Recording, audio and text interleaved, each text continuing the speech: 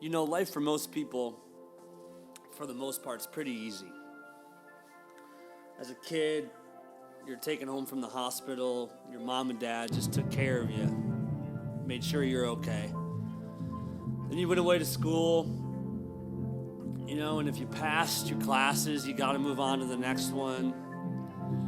Went to high school, if you passed good enough grades, you got to go to college. And once you got to college, if you got high enough scores or you got through your classes on time, you got to graduate. Well, then the real world came. And that's not quite how it works out here.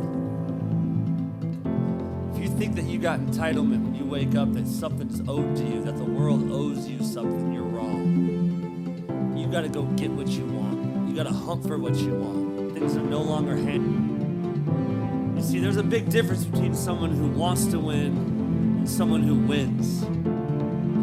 Someone who wants to win sets goals in January, and you don't find them in the gym in February or March. Someone who wins gets up early, writes their goals down, tracks them, measures them, and makes sure they have people around them to hold them accountable to making sure it gets done. That's what winners do. Let me ask you a question. What did you wake up for today?